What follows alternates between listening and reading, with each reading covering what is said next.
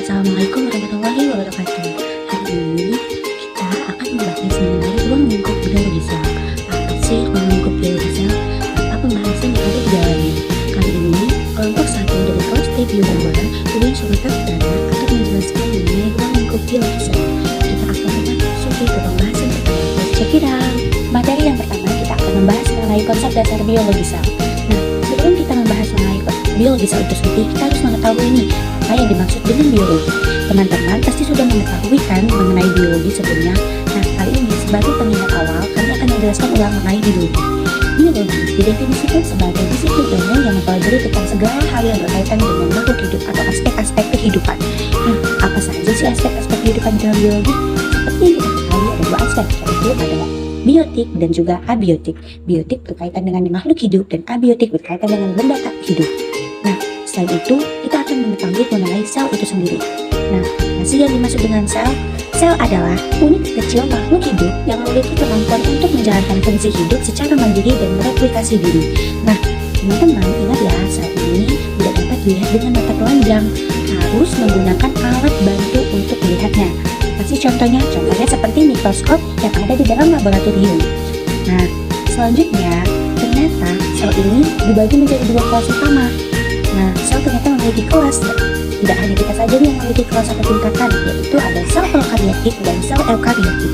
Nah, nanti kita akan membahas mengenai sel prokariotik dan sel eukariotik di slide selanjutnya.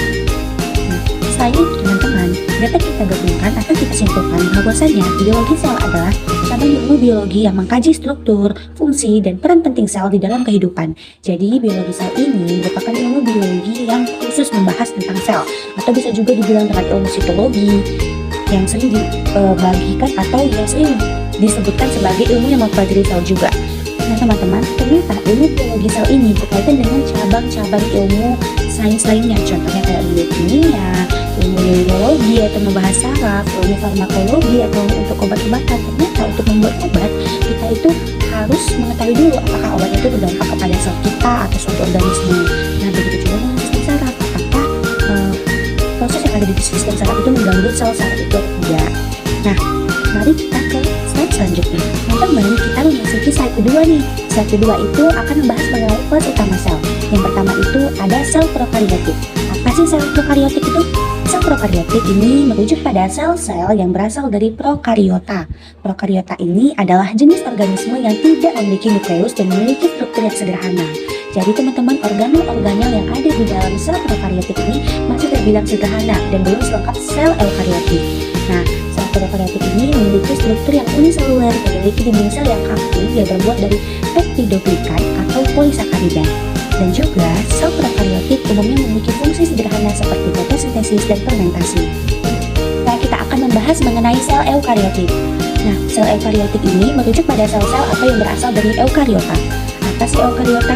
Eukariota adalah jenis organisme yang memiliki nukleus dan memiliki struktur yang lebih kompleks. Nah, sel eukariotik ini memiliki struktur yang lebih kompleks dan terdiri dari berbagai organel, di mana organel-organel itu udah lengkap, tidak seperti sel prokariotik. Karena sebelumnya kita telah membahas sel prokariotik, tentunya di sel eukariotik ini dia memiliki organel-organel sel yang lengkap sebanyak 13 struktur sel prokariotik organelnya. Jadi contohnya kayak ada ribosom, lisosom, sitoplasma, mitokondria, vakuola, dan lain-lain.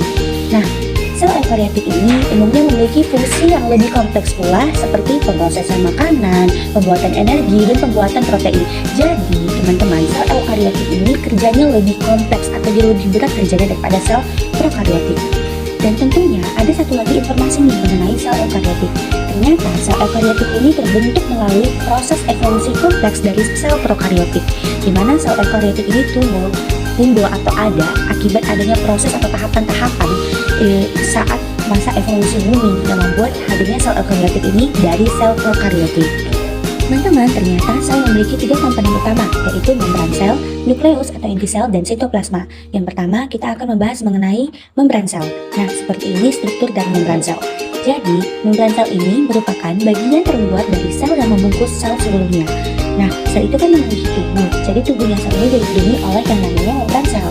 Membran sel ini memiliki 2 lapisan lipid yang mengandung protein yang bertujuan untuk membatasi interaksi antara sel dengan lingkungan di sekitarnya dan memungkinkan sel untuk mengendalikan jumlah ion dan molekul yang masuk dan keluar dari sel.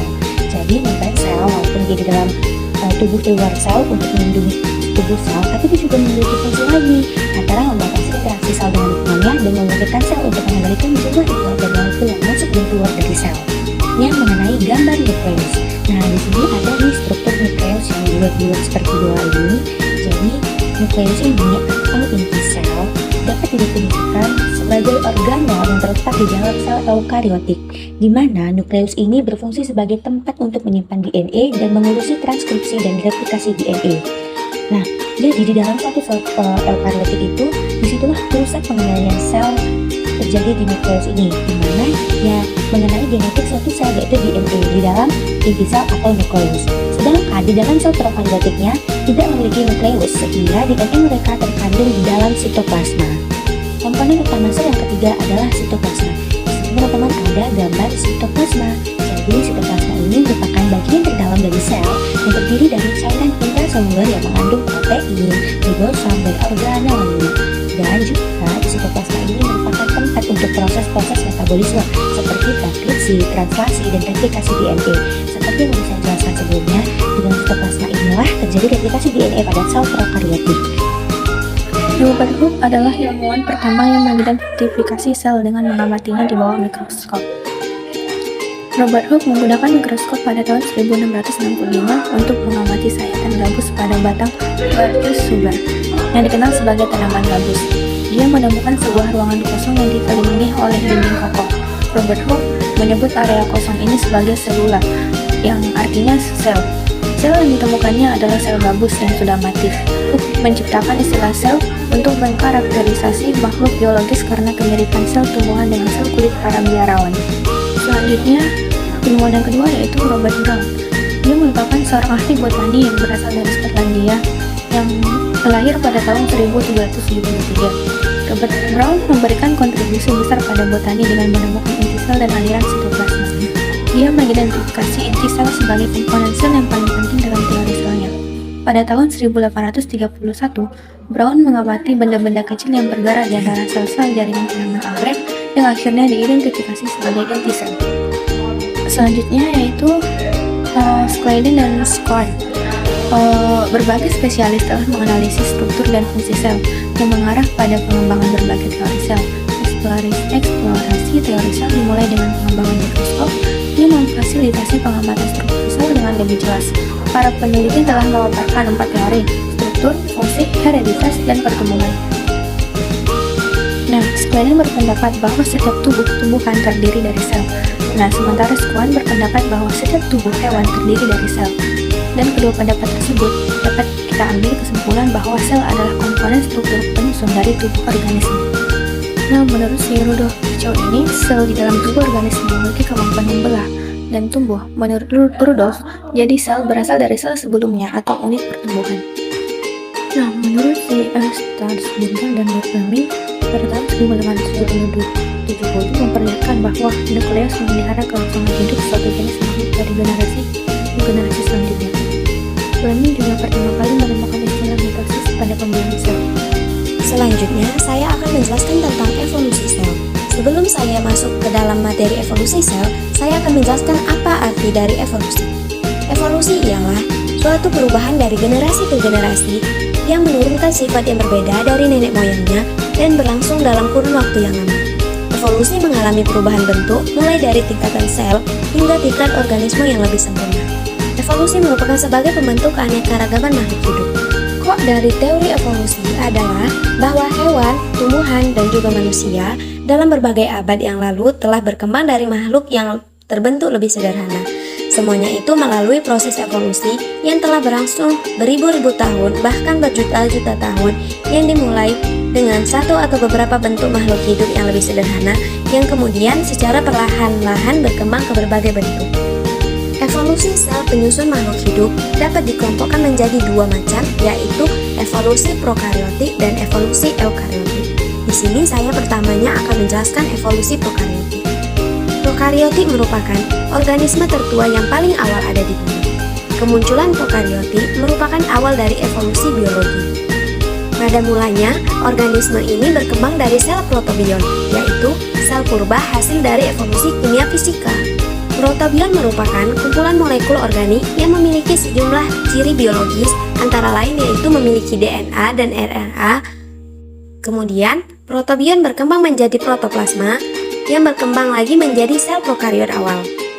Prokariot ini merupakan sel yang mendominasi atmosfer bumi pada masa itu dan dapat hidup di berbagai tempat serta sangat mudah untuk berkembang biak. Prokariot dapat hidup di air panas, air dingin, air asin, basah, di dalam tanah, dan pada sel lainnya. Kemudian, prokariot berevolusi terus-menerus hingga menimbulkan keanekaragaman metabolisme dan cara makan. Kemudian, muncullah sel prokariot yang bersimbiosis dengan prokariot aerob. Lalu terjadilah evolusi antara simbiosis tersebut yang kemudian berkembang menjadi eukariot. Selanjutnya, saya akan menjelaskan tentang evolusi eukariot. Kemunculan sel eukariotik merupakan akibat dari revolusi oksigen. Revolusi oksigen dianggap sebagai awal dari perubahan kehidupan di bumi, karena mengakibatkan 3 hal pokok bagi prokariot anaerob, yaitu musnah, beradaptasi, dan bersimbiosis. Kemudian, protista mulai muncul di bumi sekitar 2 miliar tahun yang lalu, dan ini terbukti dengan ditemukannya fosil tertua pada lapisan protista sangat beragam. Ada yang uniseluler, tetapi ada juga yang multiseluler dalam bentuk koloni. Protista juga mengalami metabolisme yang sangat beragam. Protista ditemukan di berbagai tempat, yaitu tempat yang berair. Protista ditemukan di berbagai tempat berair. Protista merupakan organisme penyusun plankton, antara lain sebagai fitoplankton yang merupakan komponen dasar perairan. Beberapa protista hidup sebagai simbion bersama inangnya, baik dalam bentuk hubungan mutualistik maupun hubungan parasitik. Protista atau eukariotik berbeda dengan prokariot, karena protista memiliki inti sel atau nukleus yang terbungkus di membran, mitokondria, kloroplas, sistem endomembran, dan sitoskeleton. Bukti-bukti yang mendukung evolusi prokariot menjadi eukariotik adalah bahwa kloroplas dan mitokondria merupakan evolusi dari bakteri prokariot yang kemudian bergabung secara endosimbiotik. Kemudian diperkuat lagi dengan mitokondria maupun kloroplas memiliki genom yang terdiri dari molekul DNA sirkuler, RNA, dan ribosom. Kemudian saya di sini akan memberikan beberapa perbedaan antara sel prokarioti dan sel eukarioti, yaitu satu, pada sel prokarioti tidak memiliki membran inti, sedangkan pada sel eukarioti memiliki membran inti. Kemudian perbedaannya yaitu materi genetik di sitostol pada prokarioti, sedangkan pada sel eukarioti materi genetik di dalam inti sel. Kemudian pada sel prokarioti memiliki plasmid atau DNA, sedangkan pada sel eukarioti tidak memiliki plasmid. Yang keempat, perbedaannya pada sel prokarioti yaitu organel respirasinya pada mesosom, sedangkan pada sel eukarioti organel respirasinya pada mitokondria. Kemudian contoh dari sel prokarioti yaitu monera atau bakteri, sedangkan pada sel eukarioti contohnya yaitu protista, fungi, bantai, dan animalia. Teori sel menurut Schleiden and Schwann, Schleiden berpendapat bahwa setiap tubuh pada tumbuhan tersusun atas sel, sedangkan menurut Schwann, setiap tubuh hewan tersusun atas sel. Nah, dari kedua pendapat tersebut dapat kita simpulkan bahwa sel merupakan unit struktural pada tubuh organisme. Yang kedua, teori sel menurut Max Kruse berpendapat bahwa protoplasma merupakan struktur dasar organisme dan merupakan bagian penting dari sel. Pendapat ini mendapat dukungan dari Felix Dujardin yang menyatakan bahwa protoplasma merupakan cairan hidup yang terdapat di dalam sel hidup. Di dalam protoplasma terdapat organel yang berfungsi melaksanakan fungsi hidup, yaitu bernapas, tumbuh, dan berkembang. Maka muncul teori yang menyatakan bahwa sel merupakan unit fungsional. Sel tidak hanya penyusun tubuh organisme, tetapi juga pelaksana hidup. Dengan demikian fungsi hidup dilaksanakan oleh sel. Yang ketiga, teori sel menurut Rudolf Virchow menyatakan bahwa sel berasal dari sel sebelumnya. Sel dalam tubuh organisme di samping memiliki kemampuan membelah juga memiliki kemampuan tumbuh. Berdasarkan hal tersebut, dapat disimpulkan bahwa sel merupakan unit pertumbuhan. Nah, yang keempat, data yang terakhir itu teori sel sebagai akibat perkembangan teknologi. Setelah ditemukannya alat bantu canggih dan cara pewarnaan bagian sel, bagian dalam protoplasma dapat diketahui sehingga ditemukan berbagai organel, yaitu inti sel, mitokondria, ribosom, kromosom, dan lain-lain. Perkembangan selanjutnya diketahui bahwa di dalam kromosom terdapat faktor pembawa sifat. Kemudian muncul teori yang menyatakan bahwa sel merupakan unit kesatuan hereditasi. Kehidupan sel organisme diawali oleh satu sel atau zigot. Zigot melakukan pembelahan sehingga terjadi pertumbuhan membentuk embrio. Di dalam embrio, sel mengalami berbagai spesialisasi, fungsi, dan bentuk sel yang berbeda. Hal ini menunjukkan bahwa sel sebagai satuan struktural, atau dengan kata lain dari semua teori tersebut dapat disimpulkan menjadi 3 konsep, yaitu semua organisme tersusun atas satu sel atau lebih sel. Yang kedua, sel adalah unit terkecil yang memiliki semua persyaratan hidup. Dan yang ketiga, keberlangsungan kehidupan berasal dari pertumbuhan dan pembelahan sel.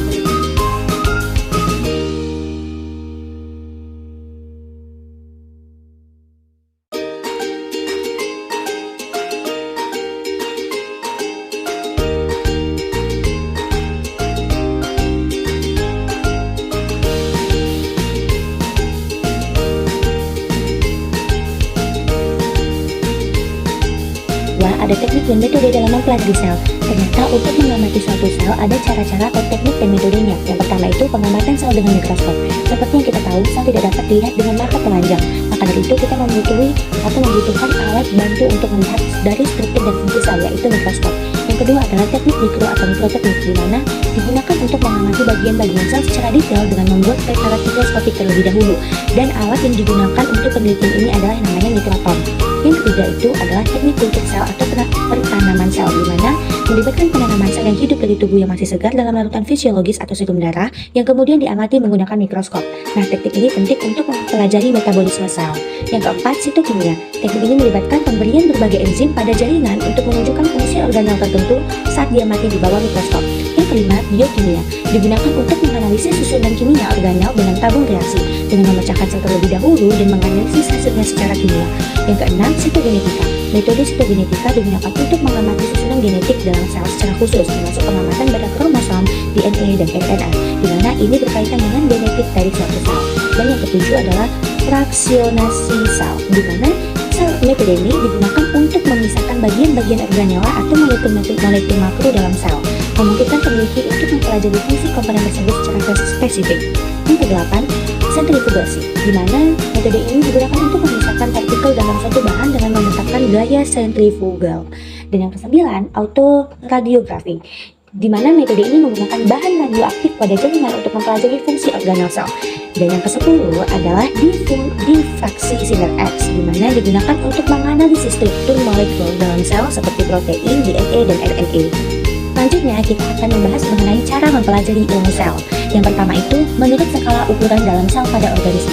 Nah, ternyata teman-teman untuk mengetahui ukuran sel atau mempelajari sel, kita harus mengetahui satuan ukuran yang ada atau yang terhitung untuk meneliti suatu sel. Nah, apa saja sih nama satuan-satuan ukurannya?